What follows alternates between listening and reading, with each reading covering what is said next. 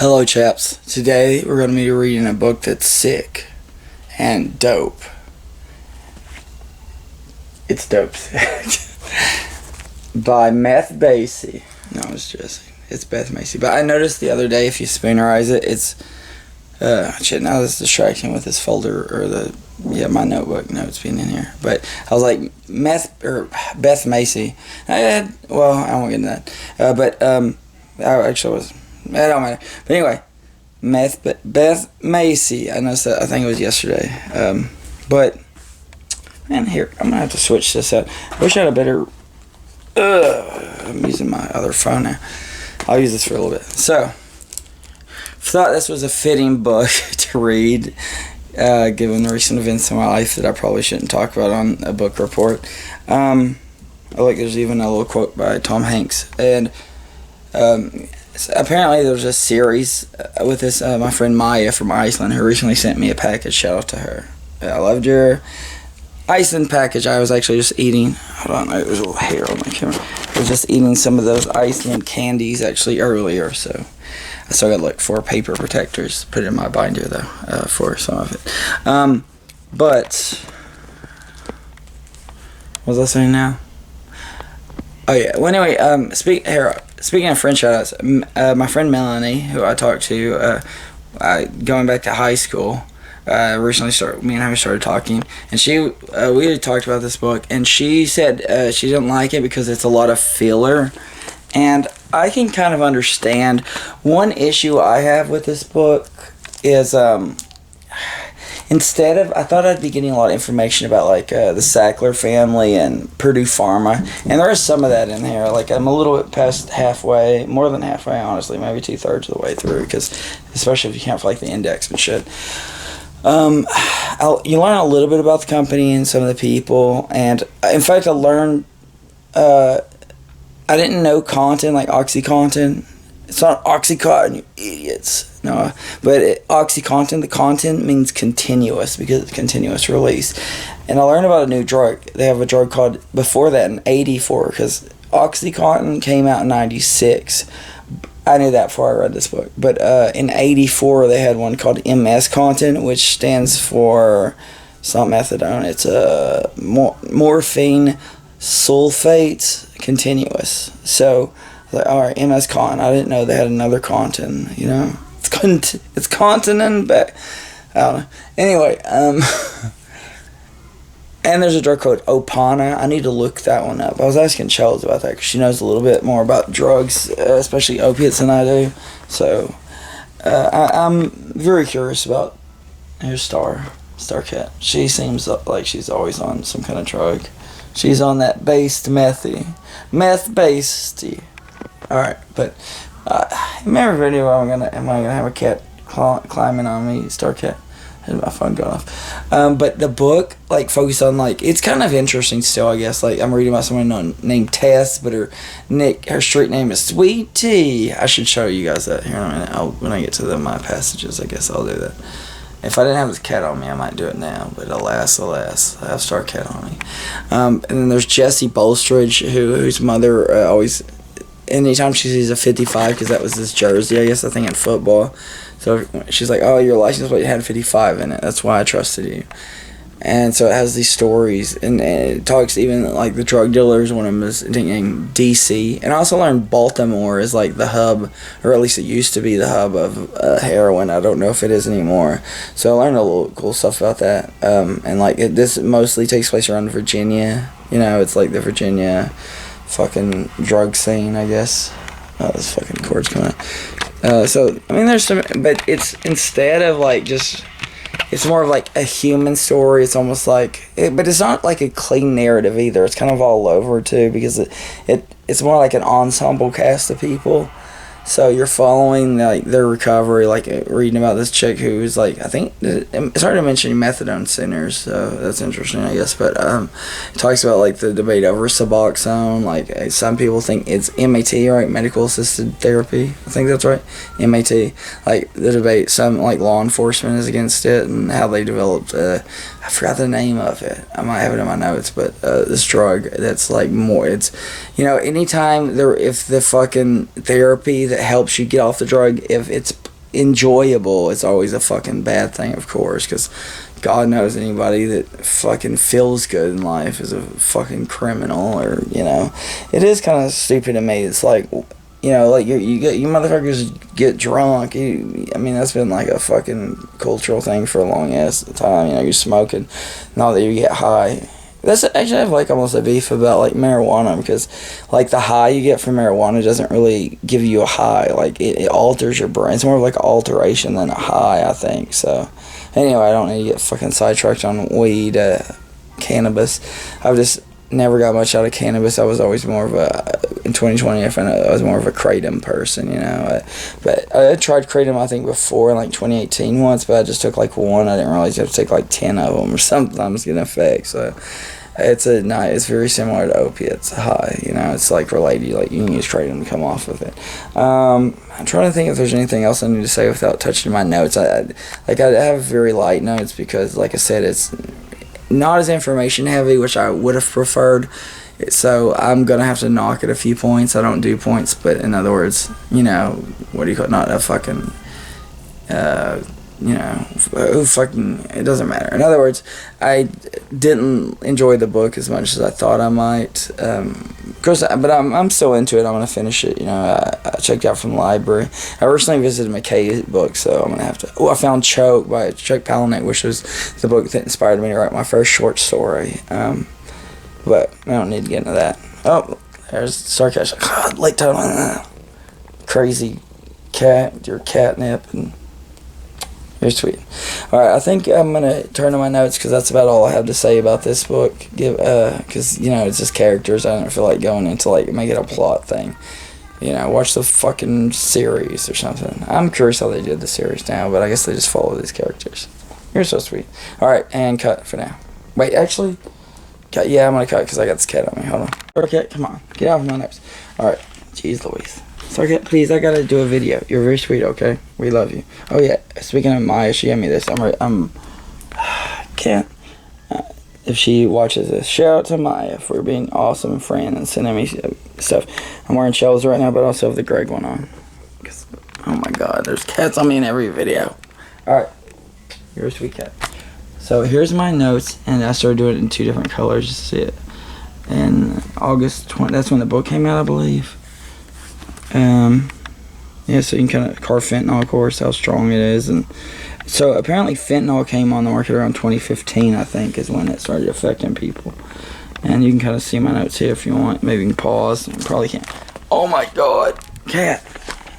Every time. The soldier's disease. That's actually about how soldiers got hooked. Can't remember what war that came about. Was it Vietnam? No, I think it's for Vietnam. But they call it the soldier's disease, which is related to their addiction to opiates. Like, I love you, okay, but I gotta do my video. The Harrison narcotics. I need to read about that. The manufacture of heroin is outlawed in 1924. And yeah, there's some other notes. Yeah, Curtis Wright. But I always like to take a lot of notes and put names down I encounter. I might have put some people that are goose flesh. That's how somebody described it. The feeling, like this old guy in the 70s that worked in the mines, like, gives me, the skin feels like goose flesh. So I write down high-speed chicken feed. That's silly. That's what somebody called it. Working loco. But anyway, yeah. And that's a book, Dreamland by journalist Sam Quinones or whatever. Here's some of the people's names. I like to write their names down. I can look them up eventually if I want to.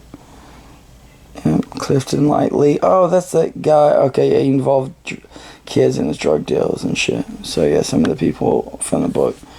Here's where Vivitrol. That's one of the naltrexone, one law enforcement likes because no one gets high off it.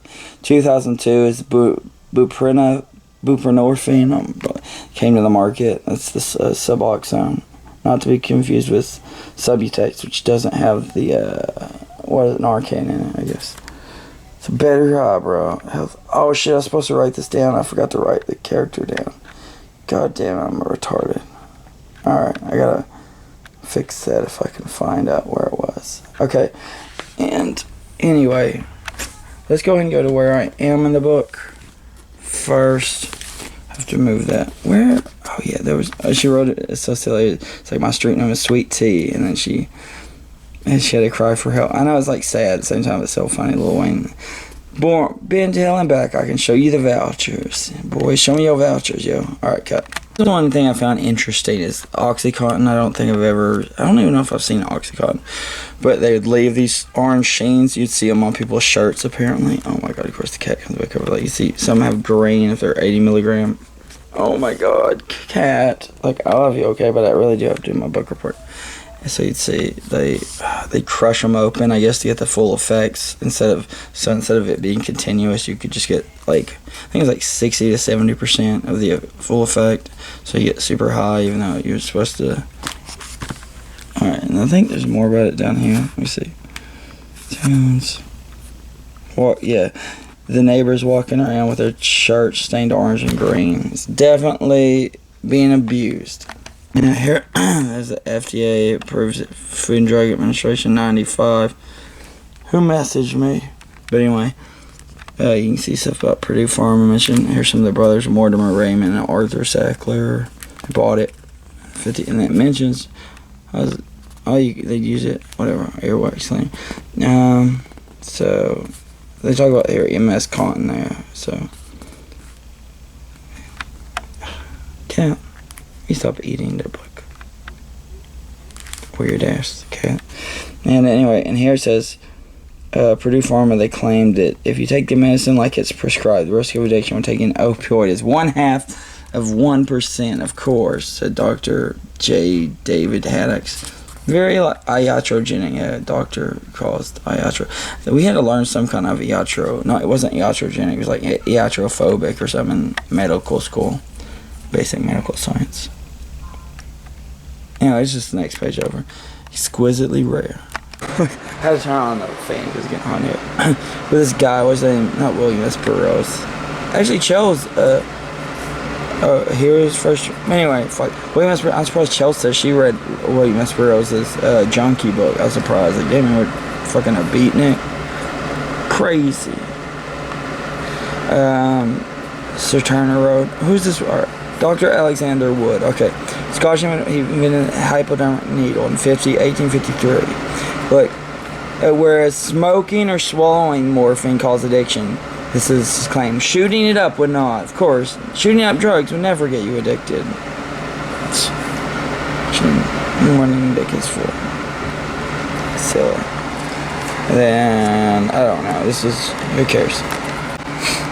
For most of the previous century, opioid addiction was mainly relegated to big northeastern cities where heroin had long been smuggled in through illicit channels, infiltrating the Harlem jazz scene of the 1940s and the beatnik subculture.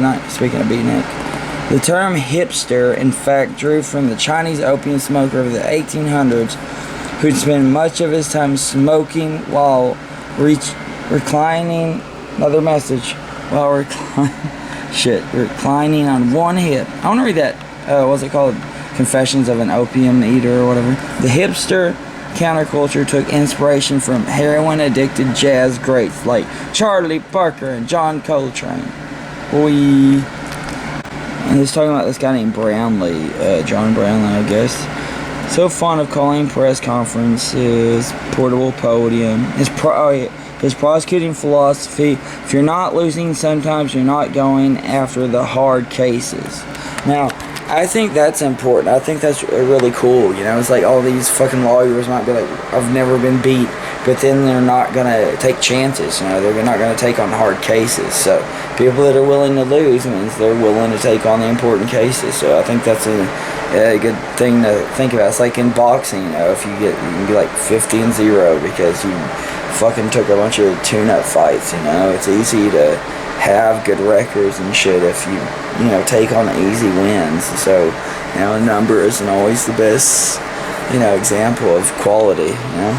Alright, finally, before we drop out, tune in, turn it off, whatever. Sometimes, I don't know if it's all this, I think it might be all the chapters. They begin with wait, where is it? I had it marked. Shit, actually, put it on the pen, that's it. The pen is, say, like, they start with this, like, a broken system, show something like, George's Chicken, Edinburgh. George's Chicken comes up a lot, actually, in this book for whatever reason. People work there and stuff, but it reminds me of Hermano's Chicken from fucking Walter White. Anyway, Breaking Red.